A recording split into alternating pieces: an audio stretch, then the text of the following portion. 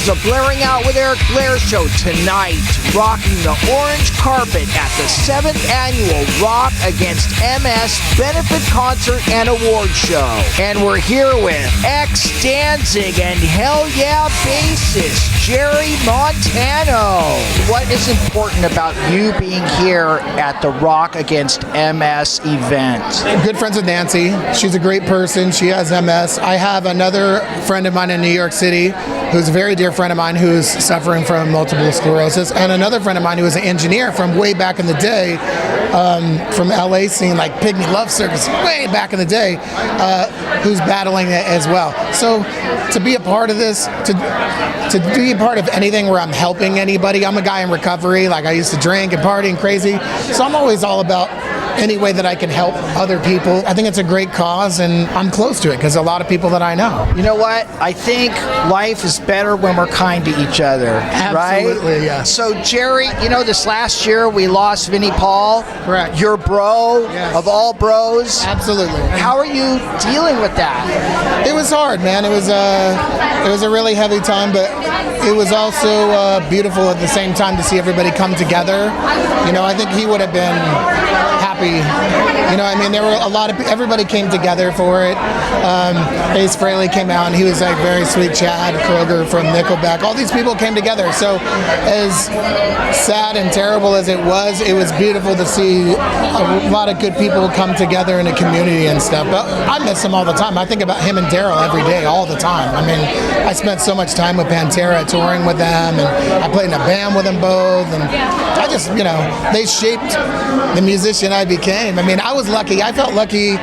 You know, there are a lot of people coming up that aren't as lucky to not be brought up by those kind of people, and I got to share the stage with them and tour with them, and you know, it's not just like a legend, it was like a real life thing. There were times when I went with Vinnie to Daryl's gravesite, you know, and it was just crazy the final day to like go through that, but he's always with us, and you know, we got to do a lot of really cool things together. You know, I mean, he gave me a lot of amazing opportunities that I would have never have had. Hellyeah put out like a great catalog of music Absolutely. Starting in 07. I mean, Right. punchy, We did the great first record. vocals, great musicianship on top. Yeah. So tell me about that experience. That was cool. I mean, Tom Maxwell and I, we had toured a lot with Pantera. We had the same management, and we had the idea of putting together that band. And we actually had recorded a song before, and we were going to have a different drummer. And none of the other guys knew that I started calling Vinnie. And I was like, yo, you should really come and be a part of this. We have the singer from Mudvayne. This could be great. And at the time, you know, Daryl had only been gone for a year or two, and he was still not knowing what he wanted to do. And I remember I just kept bugging him. I was like, dude, this could be a great thing. And finally one night he called me drunk, and he was like, listen, man, he used to call me Deadlight from my old band, The Deadlights. He was like, hey, man, he's like, I've been thinking about it, and I think we could do this. And I was just like, whoa. So I called the other guys. I said, hey, we got us a drummer. And they were like, well, who? And I was like, Vinnie Paul. And they're like, get out. And I'm like, no. He said he'll do it. So it was cool. But I mean, even at that point, we recorded the first record at Daryl's house in his studio in his backyard. And when the accident happened, they locked everything in there, and they never opened the doors again. So the first time, I mean, everything had been put in there since that day.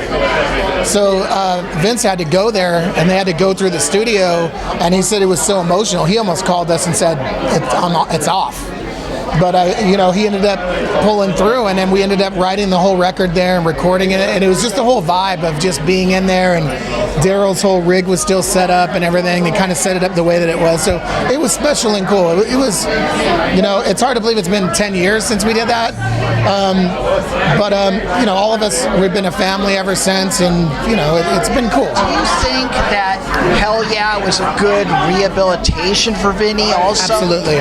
I think that, you know, he'd only playing with his brother, you know, and he had a career with his brother, and when that happened, I don't think that he ever wanted or even considered being in a band at the time ever again. I mean, he told me, I can't play with anybody else but my brother, that's it.